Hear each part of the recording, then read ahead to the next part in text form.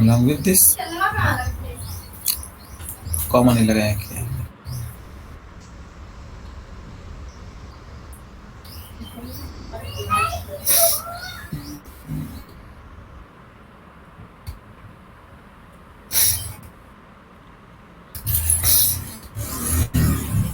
ये ठीक है ना। यहाँ पर सपोज मान लो जो प्रॉफिट आ रहा है यहाँ पे सपोज मान लो कुछ एरर आ जाए लाइक 2 डिवाइडेड बाई 0 है, ऐसा करके कुछ एरर है। अब ये एरर आया एक जगह पे, इसकी वजह से मेरा यहाँ पर काम नहीं हो पा रहा है, यहाँ पे ये एरर आ गई। ठीक है, मैं इस डेटा को ऊपर रख देता हूँ, मैं इसको मैं कर देता हूँ वेस्ट, अरे साउथ, एंड इसको कर देता हूँ मैं वेस्ट। ठीक है, कुछ खास मतलब नहीं है। अब यहाँ पे एरर आ रही है, मैं मान लो कहता हूँ कि भाई देखो आपको कलर करना है जो लैक्स से एबव हो। ठीक है, तो देखो क्या होगा, क्यों जरूरत पड़ती है इन सारी चीजों की। ठीक है, तुमने कोड लिख रहे हैं यहाँ पे, नए में बता रहा हूं मैं।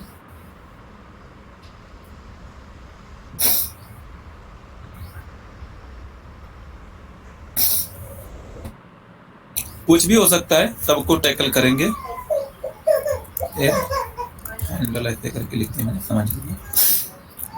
तो मैं एक लूप चला रहा हूँ फॉर i इक्वल्स 2 से 5 तक चला रहा हूँ मैं, नेक्स्ट करके। मैं यहाँ पे कर रहा हूँ if cells i, 3 dot value, अगर वैल्यू 1 लाख से बड़ी हो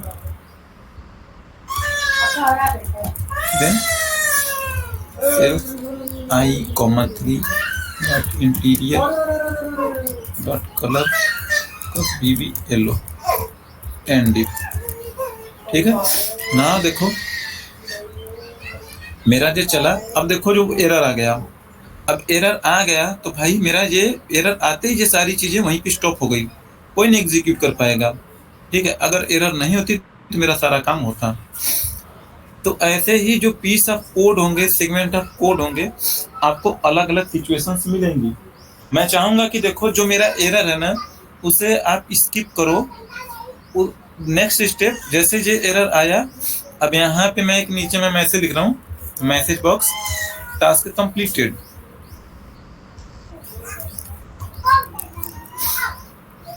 यहाँ पे लिखा कि भाई जब ये हो जाए तो मेरा ये वाला हो जाएगा, या ऐसे आप कोड लिखोगे कि पिवट बन जाए, या किसी सब प्रोसीजर को कॉल करके मेल भिजवाने वाला काम करोगे and so on. But any lines, even single line में एरर आ रही तो आगे का काम नहीं हो रहा है, मेरा कोड मर जा रहा है। ठीक है, तो पहला जो है इसमें देखो मैं बात करता हूँ ऑन एरर रिज्यूम नेक्स्ट की। ये खाली VBA में मुझे लगता है ऐसा है। अब अगर मैं ये ऊपर लिख दूं कोड, जहां लिखूंगा वहां से शुरू होगा रिज्यूम नेक्स्ट। इस बात का मतलब है कि देखो भाई ये लग गया तो इसका मतलब कि कोई भी एरर आएगी ना, अगली लाइन को एग्जीक्यूट करो। अगर वो फंस रहा है तो वो भी फंस रहा, अगले लाइन को एग्जीक्यूट करो, कोड मरेगा नहीं। अब देखना इसमें एरर आ गई ना, देखो वो उसके अंदर गया, घुस गया, भले वो कंडीशन टेस्ट नहीं कर पा रहा बट वो घुस तो गया, उसे कलर कर देगा। अब अगला वाला नहीं सेटिस्फाई हो रहा तो जो 10 से बड़े मैसेज बॉक्स आ गया। ठीक है, ये समझ में आया ना ऑन एरर रिज्यूम नेक्स्ट।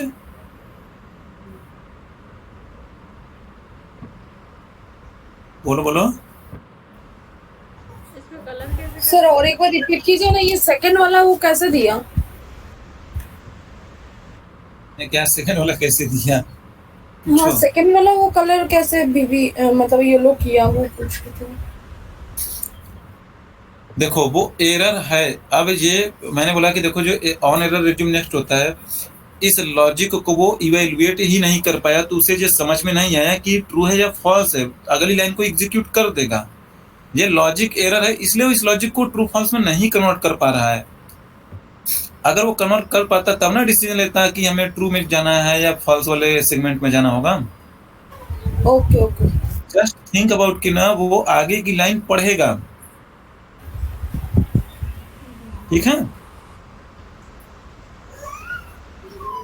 पिछले केस में क्या हो रहा था कि आपका कोड ही नहीं चल रहा था ना,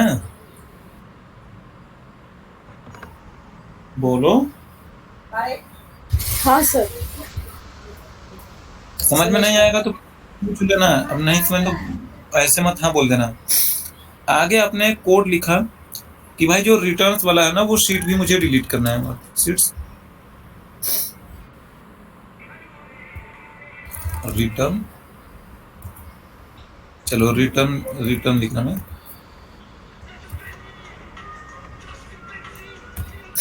ठीक है।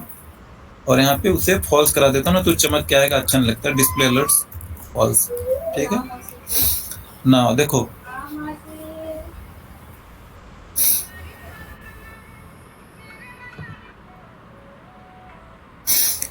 अब देखिए, अब क्या होगा कि ये मुझे पता है कि भाई कलर करने वाला नहीं फंसना चाहिए, तो आपने लिख दिया ऑन एरर रिज्यूम नेक्स्ट, तो वो अब रुकेगा, फंसेगा कहीं पे भी नहीं चलेगा, एरर आएगी तो भी ना। ये देखो रिटर्न वाली शीट डिलीट कर दिया जाए। अब देखो यहाँ पे कोड आगे बढ़ गया, बट मैं चाहता था कि इसे अगर एरर हो तो मुझे पता चलना भी चाहिए, ठीक है। तो मैं चाहूंगा कि देखो जो ऑनर रिज्यूम नेक्स्ट है उसका स्कोप इतना ही होना चाहिए, उसके बाद कोई एरर आए तो मुझे चाहिए। देखो यहाँ पे शीट का नाम गलत लिखा है मैंने, यहाँ पे रिटर्न्स है लिखा, तो ये शीट नहीं, इसकी एरर मुझे चाहिए थी, तभी तो पता लगेगा भाई शीट डिलीट हुई है, एक्चुअल में नहीं शीट डिलीट हुई है ना। तो मैं चाहूंगा कि अब मेरा एरर आना चाहिए, तो अब मैं यहाँ पे लिख दूंगा ऑन एरर गो टू 0। अब जो एरर आपने रिज्यूम करवाए थे कि एरर आएगा तो भी कोड मरेगा नहीं, चलता चला जाएगा, जब इस लाइन पे पहुंचेगा तो वो एरर कोड ना अपने आप से एक्टिवेट हो जाएगा, चलने लगेगी एरर, एरर आएगा उसके बाद। अगर ये मैं नहीं लगाता हूं तो देखो एरर आता है ना, तो आपको एक एरर का कोड लिखता है, तो देखो ये कोड है रन टाइम एरर 13, ठीक है। ये जो 13 आता है ना, एक कोड स्पेसिफिक एरर है, यानी कि अगर वैल्यू एरर आएगी तो 13 नंबर आएगा, ठीक है। अगर मैं डिबग में करके देखूं ना तो एरर डॉट नंबर करके लिखोगे तो बताएगा कि कौन सी एरर 13 नंबर। एरर डॉट डिस्क्रिप्शन लिखोगे तो उसकी डिस्क्रिप्शन बताएगा टाइप मिसमैच, वो डेटा टाइप मैच नहीं करवा पा रहा हूं मैं नंबर्स के साथ 1 लाख के साथ। और देखो वो कोड, वो एरर कोड जो जनरेट हुई है 13 ना, इसी एरर कोड के बेस पे आप डिसीजन लोगे या मैसेज बॉक्स में दोगे। अब मान लो मैंने एरर रिज्यूम नेक्स्ट लगा दिया, अब मान लो यहाँ पर टेक्सचुअल वैल्यू लिख दी जाए, चलो मैं यहाँ पे टेक्सचुअल वैल्यू लिख दूं या कुछ दूसरा लिख दूं मैं, ठीक है, या रेफरेंशियल एरर हो, तो मैसेज बॉक्स में आप ये चीजें दे सकोगे भाई कि incorrect value, incorrect data type, कैसे पता लगाओगे कि किस टाइप का एरर है। चलो देखना, मैं ये लगाता हूं, मैं इसे ऑन करता हूं। अब देखो ये एरर आ गई है ना। अब अगर देखो मैं सारी को डिलीट करके मैं कहूं कौन सा एरर है, तो 13 नंबर, तो मैं कह दूंगा यहाँ पे एक मैसेज इफ का कंडीशन डाल सकता हूं मैं, if error dot number equals 13, तो दिन में मैसेज बॉक्स दे दूंगा मैं, चेक डेटा राइट सेल्स, वहीं आई कॉमा 3 डॉट वैल्यू, ठीक है। या मैं कह दूंगा एट आई, यानी रो नंबर 3 में तुम चेक करो कुछ गड़बड़ है, ठीक है। और यहाँ पे एंड इफ करा दूंगा मैं, ठीक है ना, समझ मेरी बात। तो जो आप स्वाति बोल रही थी कि ये कलर नहीं होना चाहिए, तो उसे हम कंट्रोल कर सकेंगे, बहुत तरीके हमारे पास, सब कोड लिखने का एक आपके पास लॉजिक होना चाहिए।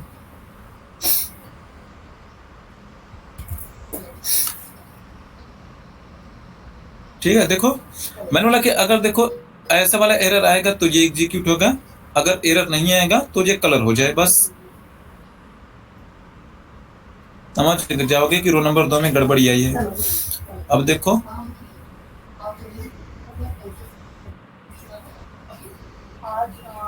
पांच में कैसे गड़बड़ रहा है।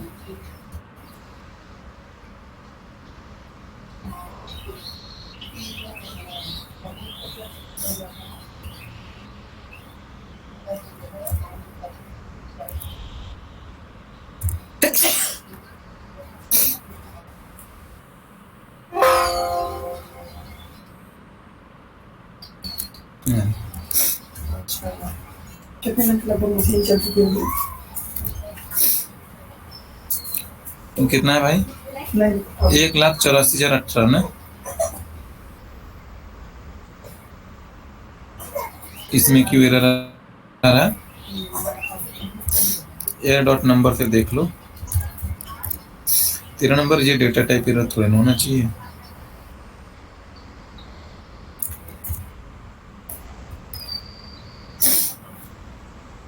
तो अच्छा फिर से रन करता हूं मैं। अगर मेरी एरर आ गई है तो ये मैसेज चल गया, ठीक है। अब की बार, अगली बार में ठीक है, ये नहीं जाएगा। तीसरी बार में भी नहीं हुआ 10,000 1,00,000 से बड़ा, ठीक है। अब की बार, अच्छा देखो पिछली बार जो एरर था ना, वो एरर अभी भी इसके पास जिंदा है, एरर कोड। तो ये जब हम आएंगे, जब मेरा लूप खत्म होगा तो यहाँ पे मैं कह दूंगा कि जो एरर कोड है ना वो मिट जाए उसके से, एरर डॉट क्लियर। अब ये सही से काम करेगा। देखो मैं रन कर देता हूँ इकट्ठा एक बार में। तो देखो 2 पे बताएगा एरर, बाकी सबको कलर करेगा। अब ये कलर कर रहा है, अब ये यहाँ पे आके फंस रहा है, क्योंकि यहाँ पे आपने एरर को फिर से एक्टिवेट कर दिया है ना। मेरी बात समझ रहे हो आप लोग या नहीं समझ रहे हो? तो यहाँ पे वो ऑन एरर गो टू 0 करने की जरूरत नहीं थी, अगर हम वो वाला कोड वहाँ पे कर रहे तो। जरूरत, मैं लॉजिक समझो, मेरा मतलब जो टास्क मैं अचीव करना चाहता हूँ स्वाति, मैं ये चीज चाहता हूँ कि देखो भाई, खाली कलर करने में कोई एरर वैल्यू हो तो उसे स्किप करके आगे की चीजें कलर करो। बट फिर जो दूसरा काम मैं चाहता हूँ, कोई शीट ऐड करना चाहता हूँ मैं रिपोर्ट बनाने के लिए। अब अगर वो शीट ही ना हो तो मैं चाहूंगा कि मेरे पास उसकी पता हो जाना चाहिए कि वो शीट नहीं, तभी तो मैं एक्शन लूंगा, मुझे पता लगेगा ना। नहीं तो मैं तो सोचूंगा कि मेरा पीवट बन चुका होगा, या पीवट वाली शीट डिलीट हुई होगी, या मैं किसी को मेल भेजना चाहता था तो मैं तो सोचूंगा मेल गया होगा, है ना। अगर एरर नहीं आएगा तो आप कैसे जानोगे कि वो एक्शन हुआ या नहीं हुआ? आपको लगेगा हो गया होगा तभी तो एरर नहीं आया। तो अब मैं चाहता हूं कि देखो कलर वाला था, वैसा सिचुएशन था कि अगर कोई वैल्यू टाइप एरर है तो वो आगे का कलर करो, उसे मैं बाद में देखूंगा मैं, या वो मेरे लिए ऐसा सिचुएशन है। बट अगर मैं सीट डिलीट कर रहा हूँ, पीवट बना रहा हूँ, पता लगा वो सीट एग्जिस्ट नहीं करती, पीवट बनेगा कैसे? मुझे एरर मैसेज आना चाहिए, तभी तो मैं जानूंगा कि वो शीट नहीं है, तो पर्टिकुलर जो भी एक्शन लेना होगा लूंगा मैं, ठीक है। तो मैं ऑन एरर गो टू 0 करके फिर से एरर को रीएक्टिवेट करवा लूंगा। अब कोई एरर आएगा तो मेरा कोड वहीं पे फंसेगा, ठीक है। समझ रहे हो सिचुएशन से या नहीं? हाँ सर समझ में। नहीं समझ में आया तो ऐसा डर के मत बोलो, कॉन्फिडेंस से बोलो। कौन? नहीं सर समझ में आया सर। चलो ठीक है, बहुत बढ़िया। तो ऑन एरर रिज्यूम नेक्स्ट इसलिए होता है कि भाई आपने एक जगह लगा दिया, पूरा कोड चलेगा, कहीं पे एरर आएगा, अगली लाइन पढ़ेगा, वो भी फंस रहा, फिर अगली लाइन पढ़ेगा, कोड तुरंत ही डेड नहीं हो जाएगा, ठीक है। और ऑन एरर गो टू 0 लिखती हो, वहां से अब फिर से एरर आना शुरू हो जाएगा। ये भी सिचुएशंस देख लिया कि एरर नंबर के बेस पे कैसे डिसीजन लोगे। कोई दूसरा कोई एरर कोड आ जाए, दूसरा एरर कोड आ जाए, मान लो आई की वैल्यू लूप चलते चलते, मान लो आपने इंटीजर टाइप कर लिया होगा डेटा टाइप, और आप में 50,000 रोज का डेटा है, तो इंटीजर कितनी बड़ी वैल्यू मैक्सिमम होल्ड कर सकती है? 32,000 कुछ है ना। 32,767। अब उसके डेटा डेटा टाइप की वजह से एरर आ रहा है, तो अब जैसे देखो ये 1 लाख है, अभी तो हमने कोई डेटा टाइप नहीं डिफाइन किया था। अगर उसकी वजह से कोई एरर आता तो वो एरर आप चाहोगे कि वो आए, या उसके बेसिस पे कुछ मैसेज बॉक्स में जनरेट करना चाहोगे? मुझे पता लग जाएगी कि कुछ दूसरा वाला एरर आया है, तो मैं इस एरर कोड के बेस पे मैं कहूँगा कि 13 को छोड़ के कोई और एरर मैसेज आ जाए तो मेरे लिए वो मैसेज थ्रू कर देना। मैं जानूंगा, उसे इन्वेस्टिगेट करूंगा कि मेरा कोड क्यों फंस रहा होगा। ठीक है, मैसेज बॉक्स आएगा तभी तो जानोगे, नहीं तो कलर कर रहा है थोड़े ना सारी वैल्यू देख रहे हो आंख से। 50,000 वैल्यू क्या कौन देखेगा आंख से, बताओ बैठ के, है ना? चलो मैं दूंगा केसेस तो आपको समझ में आएंगी। भी ऐसे आप सोच रहे हो कि क्या सिचुएशंस बोल रहा हूं मैं, बट कोशिश करो समझने की। नहीं समझ में आता तो 2 बार पूछो। ये समझ में आया ना, ऑन एरर गो टू 0 क्यों लिखते हैं हम? हाँ सर, एरर को फिर से एक्टिवेट करने के लिए। हाँ, अब देखो यहाँ पे भी कोई एरर आया होगा, एरर नंबर को फिर से देखो। अब ये 9 नंबर आ रहा है, 9 नंबर तब आता होगा जब कोई ऑब्जेक्ट नहीं मिलता होगा उसे। एरर डॉट डिस्क्रिप्शन करोगे तो लिखेगा सब स्क्रिप्ट आउट ऑफ रेंज। ठीक है, वही चीज है कि ऑब्जेक्ट इसके स्कोप में है ही नहीं, क्योंकि रिटर्न्स करके है ही नहीं। ठीक है, तो जब मुझे पता लगा कि एरर कोड 9 आया है तो मैं यहाँ पे एक मैसेज दे सकता हूँ मैं। ठीक है, अब 0 देख लिया आपने, अब इसी के साथ जिससे तो मैसेज आना शुरू हो गया। अब एक और होता है on error go to label.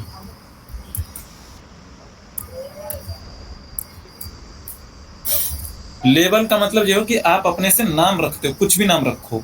ठीक है, मेरा मन करता है मैं रख दूं एर लेबल, ऐसे रखा 1, और मैं यहाँ पे एक देता हूं मैं एर लेबल वहीं 1, और यहाँ पर मैं कुछ गलत हो गया क्या,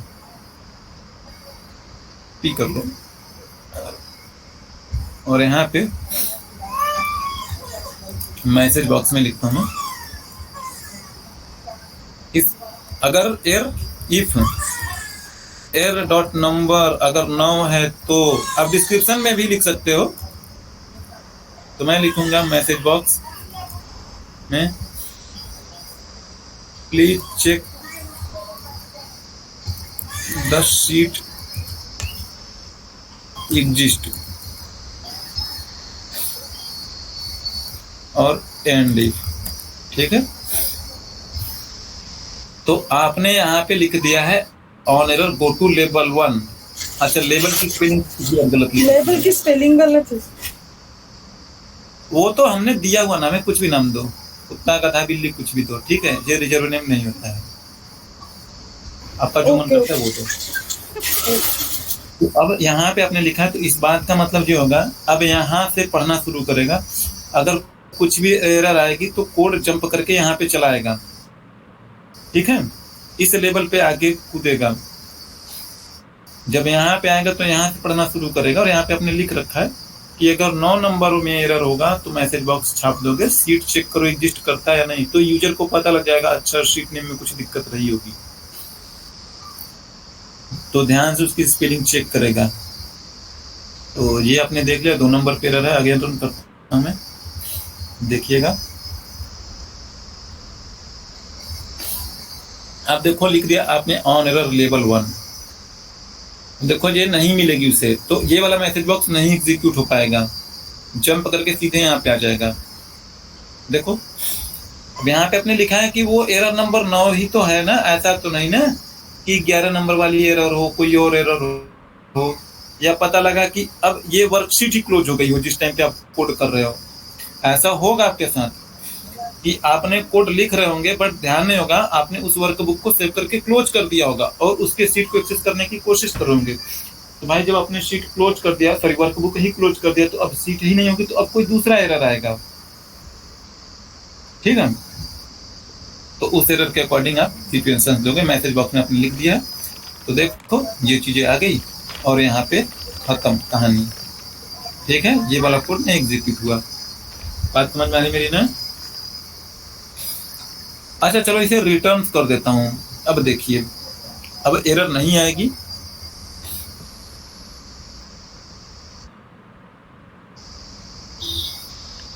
ठीक है ना, अब देखो आपने बोला एरर लेवल 1 पे चला जाए। अगर एरर आएगी तो भी तो देखो कोई एरर नहीं आया है।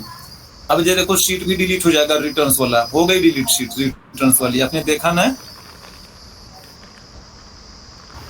हाँ सर। यहाँ पे रिटर्न शीट, चलो अब ये मैसेज बॉक्स मेरा आ गया, मैसेज बॉक्स में टास्क कंप्लीटेड करके आ गया। अब लेकिन देखो ये भी एग्जीक्यूट हो गया। अब ये क्यों एग्जीक्यूट हो रहा है, ये नहीं एग्जीक्यूट होना चाहिए ना। तो यहीं पे इसी से पहले आप एंड कर दोगे या एग्जिट सब कर दोगे कि इस सब प्रोसीजर पे, यहीं पे मेरा सब प्रोसीजर से कोड बाहर जाए, ये ना एग्जीक्यूट करे, नहीं तो फिर से छापेगा। इसमें आपने कुछ और भी लिखे रहोगे, मान लो आपने ये नहीं लिखा है, कुछ और लिखा है, तो ये कोड रन होगा। आप नहीं चाहोगे कि ये रन हो, यहीं पे मेरा कोड खत्म हो जाए। अगर एरर आएगी तो ये तो फिर वहीं जंप करके डायरेक्टली आ जाएगा, इसे तो पढ़ेगा नहीं, जंप करके सीधे यहाँ से आएगा और इससे आगे पढ़ना शुरू कर देगा। ठीक है, बात समझ में आ गई? हाँ सर। देखो ऑन एरर रिज्यूम नेक्स्ट मैंने शुरू में खूब लगाया था, खूब चलाया था, बट मैं रिकमेंड करूंगा कि जब ज़्यादा जरूरत हो तभी ऑन एरर लगाओ, ऑन एरर रिज्यूम नेक्स्ट। बाकी आप यूज करो on error go to label को यूज करो, ऑन एरर रिज्यूम नेक्स्ट को भी यूज करो, बट पूरे मॉड्यूल में मत लगा दो कि पूरी मॉड्यूल में एरर आ रही तो भी मेरा कोड मनमान भागे जा रहा है, एरर आ रहा है आपको पता नहीं लग रही। ठीक है, ये गो टू लेवल वाला जो आपने लिखा है, अगर वहाँ पे एरर आता है कुछ तब जाएगा ना उस लेवल पे? नहीं, यहाँ से यहाँ पे अब यहाँ पे आपने लिख दिया है, अब इसके बाद से शुरू हो गया है कि कहीं पे कुछ भी एरर आएगी तो लेवल 1 जो एरर करके लेवल बनाया है आपने, यहाँ पे जंप करके आएगा। इसके नीचे कुछ भी कहीं भी एरर आया तो डायरेक्ट जंप कर जाएगा वहाँ पे। हाँ, यहाँ पे डायरेक्ट जंप। बट एग्जिट सब आप उससे पहले, अच्छा वहाँ तक अगर जाएगा नहीं तो एग्जिट सब होगा नहीं। हमें यहाँ पे कोई सब प्रोसीजर कॉल कर देंगे कि भाई रिस्पेक्टिव पर्सन को ईमेल चली जाए, ये हो जाए वो हो जाए।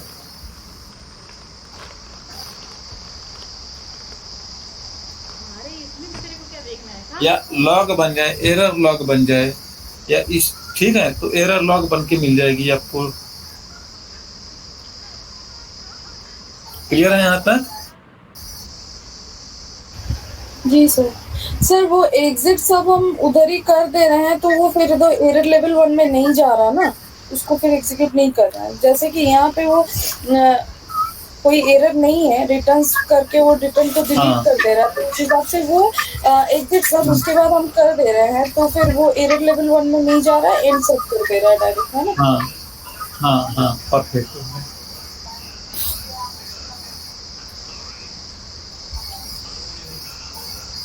ठीक है,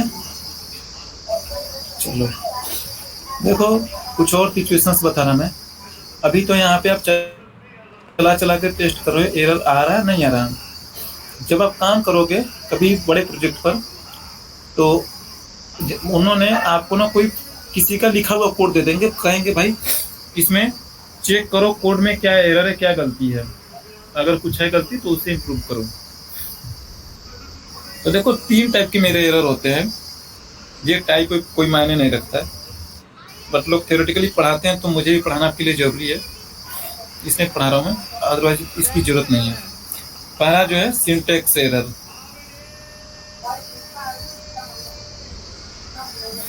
दूसरा होता है कंपाइलेशन एरर। कंपाइलर समझती हो ना स्वाति? हाँ सर,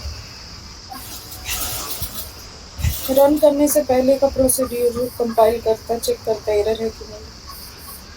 अच्छा चलो, देखो syntax error, compilation error, run time error, 3 type के एरर्स होते हैं, तीनों को डिस्कस कर देता हूं मैं फटाफट। सिंटैक्स एरर मेरे वो एरर होते हैं जब आप कोड लिख रहे होते हैं उसी टाइम में आपके लिए एरर दे देता है। जैसे देखो आपने देन लिखा या कुछ आपसे छूट गया, एक सेकंड,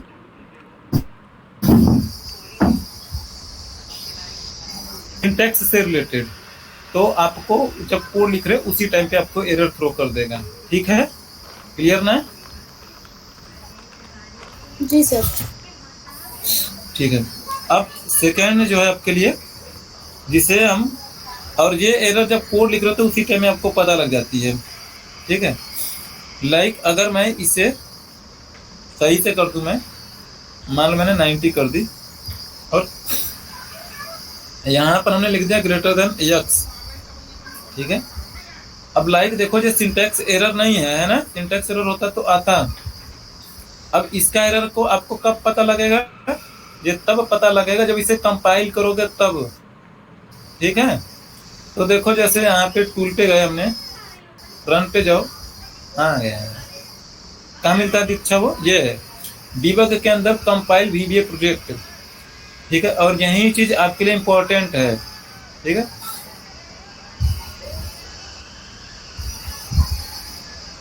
मुझे चलता है जरा, कितना टाइम लगेगा। अच्छा, देखो कंपाइल एक बार होता है। ठीक है, जैसे एक बार मैंने टेस्ट कर लिया, अब वो कंपाइल एरर जो होता है वो ये होता है भाई कि जो आपने कोड लिखा है वो code syntax wise, logic wise सही है। ठीक है, logic wise and syntax wise सही है। अब जो एरर आएगी वो एरर होगी रन टाइम एरर, क्योंकि जब कोड चलेगा तभी पता कर पाएगा कि भाई x से बड़ा कैसे हो सकता है, उसमें जो वैल्यू लिखी है i की वैल्यू सेट होगी तब ना पता लगेगा कि वो i में क्या है। i में 1 है तो 1 की जगह पे रो नंबर 2 है, और रो नंबर 2 कॉलम नंबर 3 में 90 है, 90 x से बड़ा होगा। रन टाइम में ये डिसाइड कर पाओगे ना आपने। तो तीसरा वाला जो एरर है रन टाइम एरर होता है। तो जो आपको मिलेगा काम करने के लिए तो आप इसी से टेस्ट करोगे।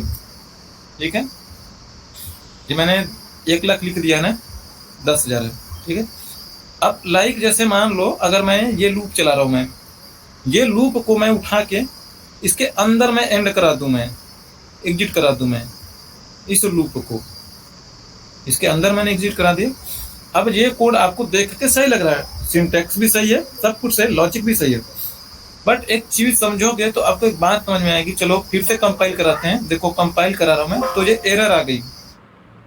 अब ये एरर उसे इस बात कह रहा है कि देखो नेक्स्ट जो आपने लगाया है ना, ये बिना फॉर के लगाया है, क्योंकि ये इफ का पार्ट क्लोज नहीं हो रहा, तो उसे लग रहा है कि ये ना इसका जो नेक्स्ट है ना, ये इस इफ के अंदर ये अभी इसीलिए क्लोज नहीं करे हो आपने। तो दैट्स अ कंपाइल एरर, कि जब आप इसे कंपाइल करोगे तो जब वो पढ़ेगा कोड को तब एक्सेल को समझ, VBA को समझ में आ रही कि आपने कहाँ गलती करी हो। तो ये आपका कंपाइल एरर है। तो अब इसे यहाँ पे लिख दूं, सही है। अब देखो जब आप बड़े कोड पे काम करोगे तो उन्होंने जो जो फाइलें रेफर करी होंगी आपको खाली कोड दे दिया होगा। तो कोड दे दिया तो सारे एक एक लाइन बैठ के बहुत ध्यान से करना, थोड़ा सा टाइम टेकिंग है। तो ये वाला करा लो, कंपाइल एरर टेस्ट कर लो। अब देखो ये कंपाइल VBA प्रोजेक्ट है, इसे कंपाइल करूंगा, ये एक बार होगा, फिर जो कोई कोड में चेंजेस करूंगा तभी से कंपाइल करने का ऑप्शन मिलेगा, अदरवाइज मुझे नहीं मिलेगा कंपाइल का ऑप्शन। ठीक है, मैं क्लिक करता हूँ, देखो एक बार कंपाइल हो जाएगा, कोई एरर नहीं आया, अब वो कंपाइल का ऑप्शन जा चुका है। ठीक है, क्लियर ना? इस तरीके से आप अपने कोड को टेस्ट करोगे।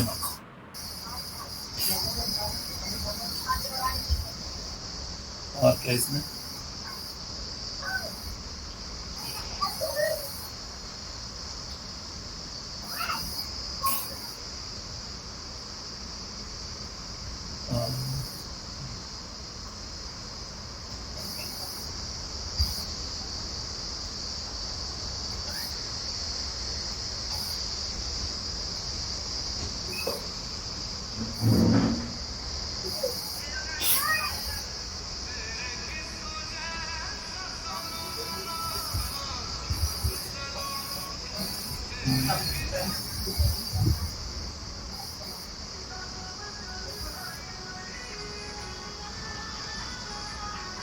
तो मुझे नहीं याद आ रहा ऐसा कुछ।